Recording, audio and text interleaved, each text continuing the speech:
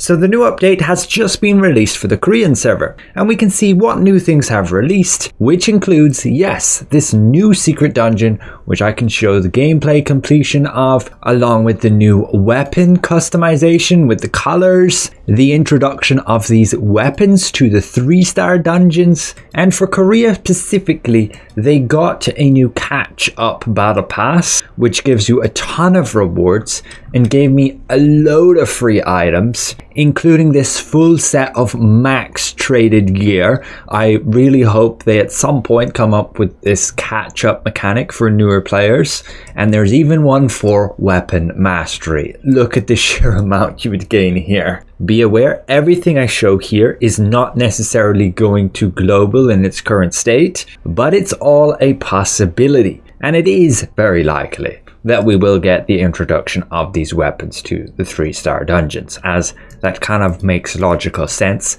The devs have confirmed we are indeed getting the release of these weapons April the 17th, and it's very likely they'll add those streak breakers to be able to craft them for the loyalty coins, because the drop rates again in those dungeons aren't exactly the most generous, as it's only like 1.5% when there are 2 weapons dropping from the dungeon, and when there's just 1 it's then 3%. So you could theoretically target farm this particular dungeon if you wanted this wand, but you're still looking at over 33 completions on average to get it. Same with the Burkent daggers here. If you want to target farm Doomrock Grove, expect over 30 completions to obtain it. And that's honestly not bad, and I would totally save my 400 loyalty coins and just go for that. But unfortunately, if you're stuck here with a 1.5% drop rate on your weapon, yikes, you probably don't really want to target farm here, as that's going to take you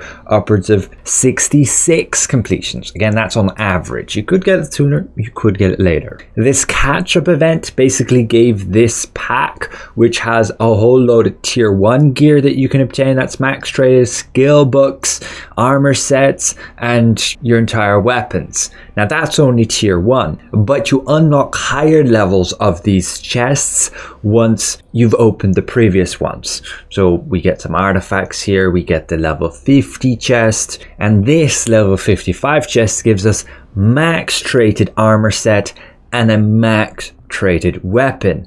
Unfortunately, only on level 6, but that's still super generous. Again, it would be awesome if Global got something like this to help newer players catch up, but I think it's far too soon for that to happen right now, and I don't think it will until, say, September, October, or not at all, because the devs have said they won't release catch-up events in terms of just giving out free gear. They added tier 2 blue gear as their alternative system to, say, the hyperboost servers that Korea gets. I honestly don't think it's such a great idea. The hyperboost servers are really good in terms of like putting together new players, and we all really do enjoy a bunch of free gear, giving us a boost to help catch up. But now let's jump to the Mirror Boutique and the weapon appearance change system. So you can change the colors. Be aware it's only on a few of them. You have like this little indicator here, and that allows you to customize the colors. And you have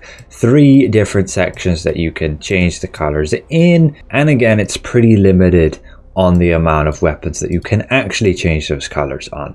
And when you do change the colors, so for example, we make our entire weapon black here, there's no way to change the visual effects like this lightning here. It's always going to be golden, nothing I can do about it. Right now it appears only 4 different weapon skins actually have the ability to change the colors, and I assume they'll be going back and re-looking at these, coding them in a way that they can actually change the colors too, but very limited right now with only these 4 different weapon skins. And again, Korea did get the skin drop of this outfit, the Stormcaller Shroud. Could be named a little bit different for us on Global when it does release, and we don't know if that will be today. And then the Stormcaller weapons are all there too. This being the Great Sword, the sword, and then your shield, your daggers, the longbow, the crossbows. You can look at them at this angle as well. Your staff honestly looking pretty weird. your book and then your wand, and finally this spear. And now let's jump back and have a look at that actual outfit. So for the female character, we can see how the whole skin looks like here. Pretty cool. You can remove some decorations to show a bit more skin if you please, like this here. And you can change the colors how you want as well. You want it all black, that's how it would go. And you believe you can't change the glowing tattoos. That's a bit unfortunate. The patterns here only change like the textures on the actual clothing. We'll go back to the defaults and we can view it with the male character. That's the full skin just here with everything, the ornaments, and we can remove the decorations, and then it's simply just this. Kind of cool gladiator skin, honestly. Not bad for a male character, and pretty decent too for a female character. All around, I do like this skin. It's just a little bit of a pity you can't change the glowing effect. You can't change the color of that as far as I can see with any of these. Nothing changes it. But again, we don't know when we will receive this skin. It could be tomorrow, but it could also be a month or two from now. Oh, and yes, you do get that headdress with it too. Nothing really more to it than that. And then we'll have a look at the secret dungeon. So it's completely new, and they've reworked the difficulty tiers. So you simply have normal, hard, and expert. Same item level requirements as tier 5, tier 3, and tier 1. The rewards remain the same for those matching tiers as well, with nebula accessories here, which I believe are actually different for this specific dungeon. But the drop rate's 2.5%.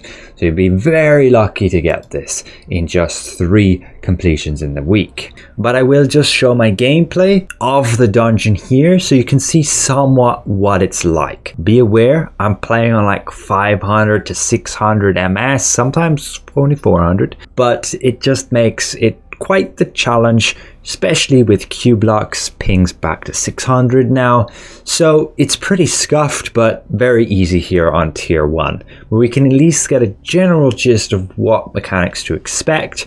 I do read some tooltips, like this guy gives us a bit of a bleed, and overall we should be getting this on Thursday. Thanks for watching, and we'll see you guys around.